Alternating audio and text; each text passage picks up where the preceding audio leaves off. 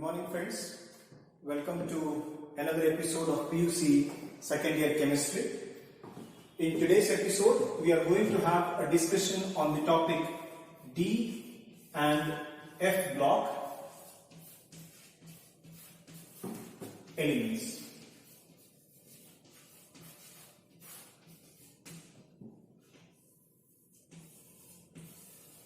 This is one of the very important and colorful topics of PUC second year. There are a lot of concepts what you can study in the D and F block elements. So we will divide this topic into two parts. In the first half, let us have a discussion on D block elements. And in the second half, let's have a discussion on the F block elements. So the D block elements are also called as transition elements. They are also called as transition elements. The reason why they are called as transition elements is their position in the periodic table. If I have got an X-ray of a periodic table, it is something like this.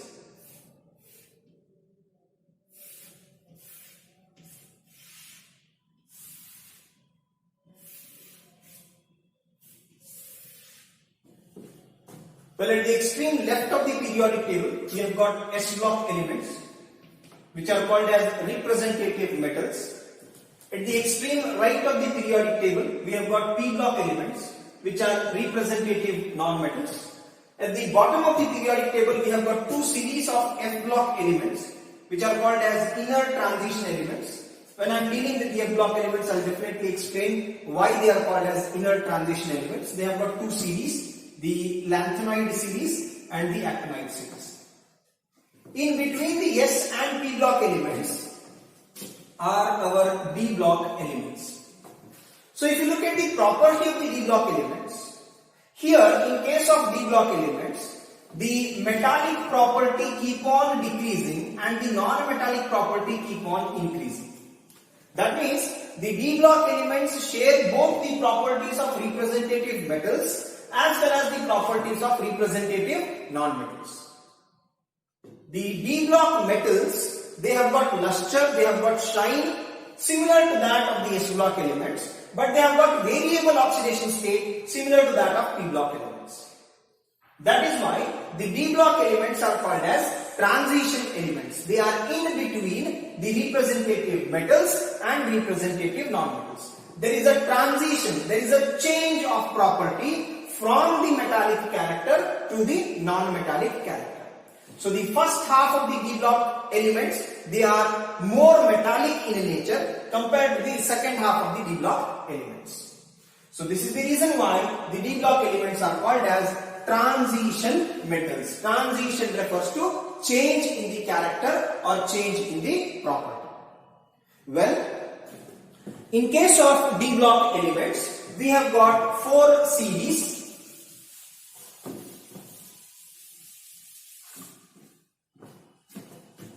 The first series of the D block elements is referred as the 3D series. This particular section of 3D series is very important for your annual examination. And the elements that fall in the 3D series are scandium, titanium, vanadium, chromium, manganese, iron, cobalt, nickel, copper and zinc. Then we have got the 4D series. Okay, similarly the 5D series and the 6D series. In total, there are 4 series in the transition metals or D block elements. In the 4D series, we have got yttrium. Then after yttrium, it is zirconium. Then niobium. Then it is molybdenum. Then it is technetium. Okay. After technetium, it is ruthenium. Then we have got rhodium. Then we have got palladium. Then silver, and then comes cadmium. Then the 5D series. The first member of the 5D series is lanthanium. Guys, lanthanium is also studied in the F block elements. I'll tell you the reason why when I'm dealing with the F block elements. The 6D series starts with actinium. Again, actinium is separately studied in F block elements. So we have got lanthanum, then we have got hafnium. Okay, after hafnium we have got tantalum, then tungsten, we have got rhenium, osmium, iridium, platinum, gold and mercury. This is about the 5D series. The 6D series comprises of many artificial elements, man-made elements, and in your textbook it is referred as 6D series is partially filled or incompletely filled. But just to add a point on that, the 6D series contains actinium, then we have got rutherfordium, after rutherfordium we have got hafnium, then seaborgium, after seaborgium it is borium, then we have got hafnium, metrelium, after hafnium it is metrelium, then dysprosium, then we have got röntgenium, and the final member it is coppernicum, 112 it is coppernicum. So these are the various elements in the periodic table which belong to the D series. Again I am repeating it, 3D series is very important for your annual examination. The other part, should I remember this? It is easy. If you just practice it up, if you just have a linking, it will be very easy. My suggestion to you all, for the NEET and the JEE examination purpose, you have to remember this particular series. That is a combination of chromium, molybdenum and tungsten. The reason is here, anomalous electronic configuration, which will be my next part here. This one you have to remember. Then I think you need to remember osmium for your NEET examination, because this is one element with the highest oxidation state in the 3D series. You need to remember ruthenium, rhodium and palladium. They have got anomalous electronic configuration. These parts, that is ruthenium, rhodium, palladium, the concept of osmium, they are not being discussed in your textbook. But definitely this is very important as far as your NEET or JEE examination is concerned. So when I am dealing with the electronic configuration, I will give you a slight highlight on these particular concepts. So again, D block elements, they are called as transition elements because the position of the D block elements is sandwiched between the representative metals and the representative non-metals. Alright. So why they are called as transition metals? Because the character changes from the metallic mode to the non-metallic mode. Out of all these elements, most important to be remembered, the scandium series, that is the 3D series. Scandium, titanium, vanadium, chromium, manganese, iron, cobalt, nickel, copper, zinc. This you have to remember.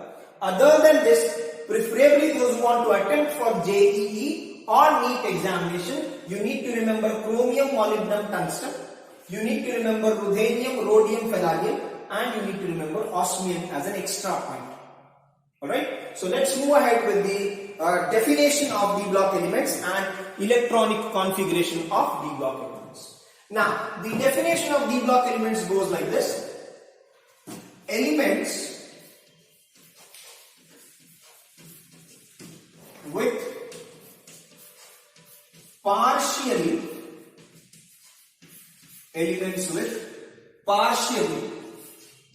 filled D subshell, elements with partially filled D subshell in their atomic or ionic state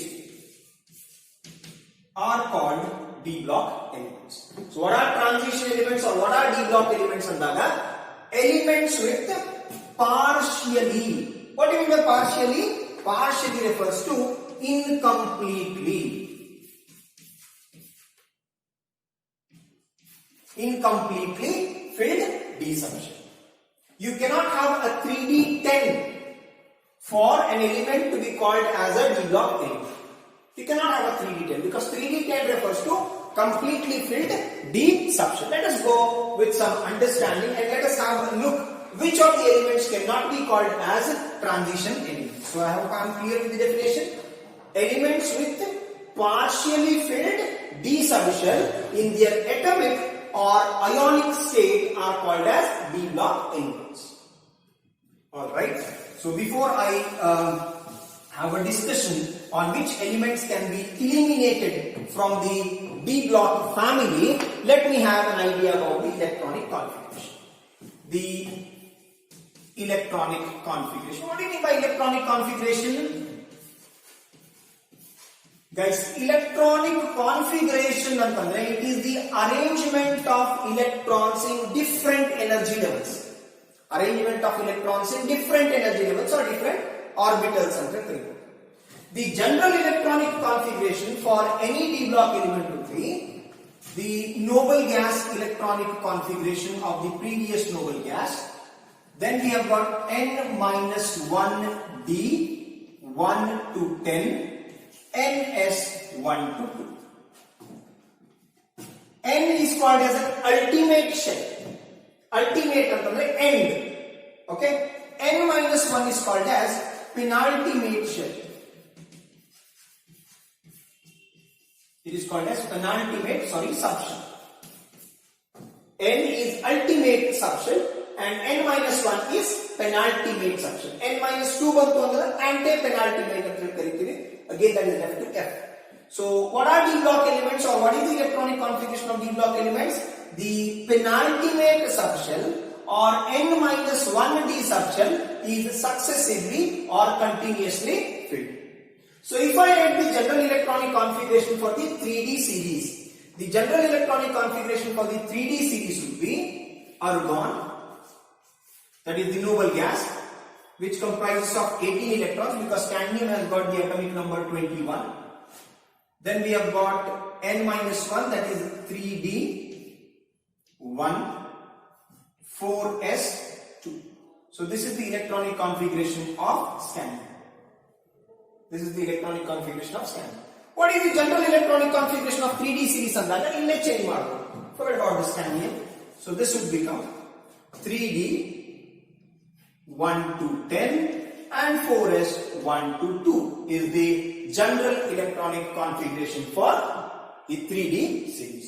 What is the general electronic configuration for the 4D series? 4D series after argon, which is the noble gas, krypton. So 4D series has got the general electronic configuration krypton 4d 1 to 10 5s 1 to 2. Guys, you can guess the general electronic configuration for the 5D series. Here krypton admele it is xenon 5d 1 to 10 6s 1 to 2. What is the general electronic configuration for the 6D series? Come on. After xenon it is radon. After xenon it is radon. Radon 6d 1 to 10 7s 1 to 2.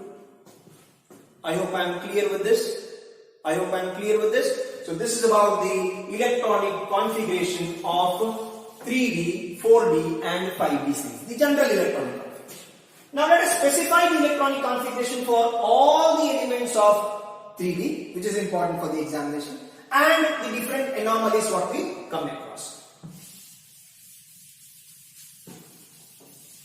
Alright. For scandium, the atomic number 21. The electronic configuration goes like this. It is argon 3d 1 4s 2. For titanium, it is 3d2 4s2. I'll take the duster. Let me rewrite it. Argon will be common. For scandium, it is 3d 1 4s2.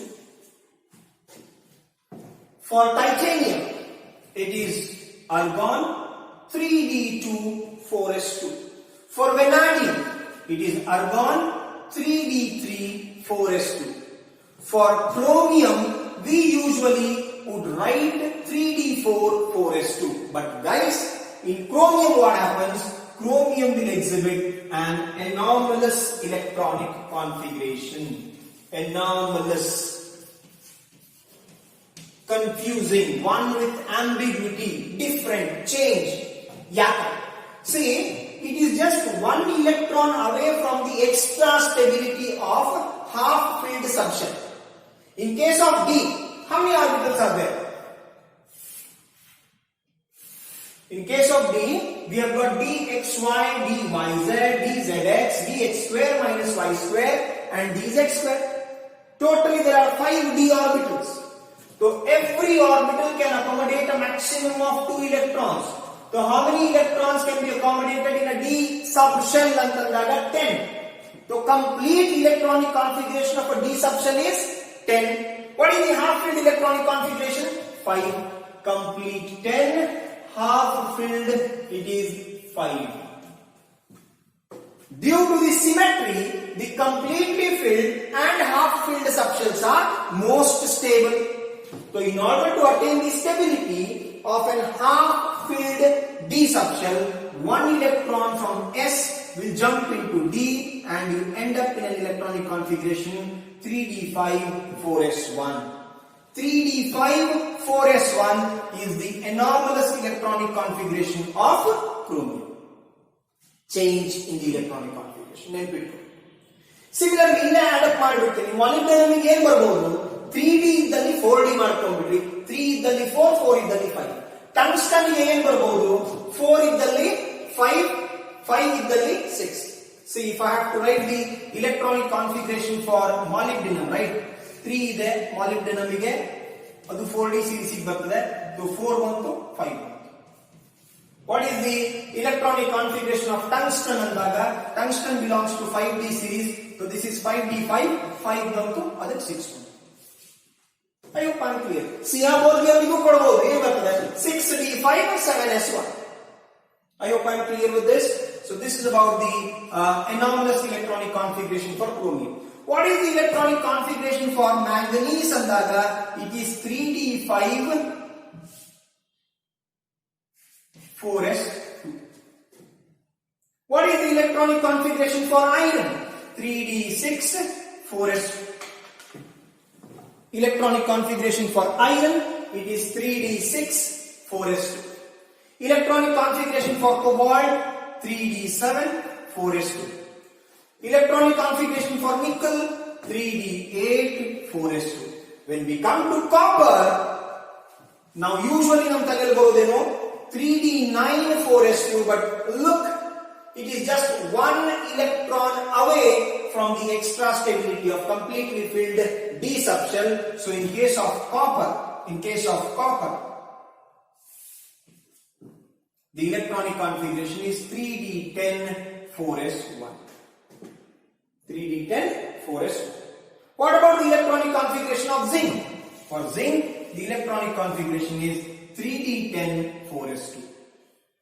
Now this is where I want to bring your what we call notice. Zinc is available in only one stable oxidation state, that is Zn plus 2. So if I have got Zn plus 2, that means 2 electrons are lost. Probably they are lost from the terminal or ultimate shell. So ಇಲ್ಲಿಂದ 2 electrons ಅನ್ನು ತೆಗಿತೀವಿ. What is the electronic configuration for Zn plus 2 ಅಂತಂದ್ರೆ it is 3d10. Completely filled d subshell. If it is having a completely filled d subshell, can you call zinc as a transition metal? Can you call zinc as a d block element? No. This is a very, very important question here, G. Zinc, cadmium and mercury, though they are written in the series, though they are written in the 3d, 4d, 5d series, but zinc, cadmium and mercury trio there, you cannot consider them as a d block element because they don't satisfy the definition of d block elements. What was the definition of d block elements? Partially filled d subshell in their atomic or ionic state. Illond confusion bರ್ತದೆ. Sir, ಹಾಗಾದ್ರೆ when I come to copper, it is 3d10. Copper danu full untala 3d10. ಅದನ್ನು ಯಾಕೆ ನಾವು d block element ಅಂತೀವಿ? Guys, go to the simple compound of copper. Copper sulfate ದಲ್ಲಿ copper plus 2 ಇರ್ತದೆ. Copper na plus 2 ಮಾಡಿದ್ರೆ 1 electron from S and 1 electron from D. ಏನು ಬಂತು? Copper plus 2 ದಲ್ಲಿ it is 3d9 4s1. Copper in its ionic state has got partially filled d subshell, that is why it is a d block element, whereas zinc, cadmium and mercury are not d block elements. I hope I am clear. Okay. Other than that, ಒಂದು ವಿಶೇಷ electronic configuration ಬರೋದು ಎಲ್ಲಿ ಅಂತಂದ್ರೆ in case of ರುಥೇನಿಯಂ ನಾವೇನ್ expect ಮಾಡ್ತೀವಿ. C ರುಥೇನಿಯಂ ಗೆ we expect that just use this platform. Ruthenium we accept that ruthenium it is krypton 4d6 5s2 ಇರಬೇಕು ಅಂತ ಎಕ್ಸ್ಪೆಕ್ಟ್ ಮಾಡ್ತೀವಿ. ಬಟ್ ಪ್ರಾಕ್ಟಿಕಲಿ ಇದನ್ನ ಅಬ್ಸರ್ವ್ ಮಾಡಿದಾಗ ruthenium has got an anomalous electronic configuration of 4d7 5s2. ಅದೇ ರೀತಿ this is ruthenium. ಅದೇ ರೀತಿ rhodium ನೋಡಿದಾಗ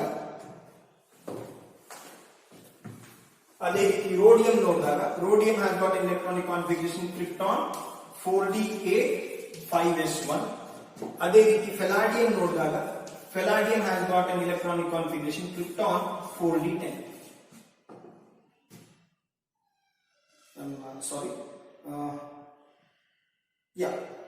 Palladium has got an electronic configuration krypton 4d10. So this is about the special cases, that is ruthenium, rhodium and palladium, typically important for your NEET examination. Well, with this concept of electronic configuration, let me give a rest to today's episode. In my next episode, we'll be discussing the other properties of D block elements. Please subscribe my channel, share my channel, ask your friends from various colleges to please subscribe my channel.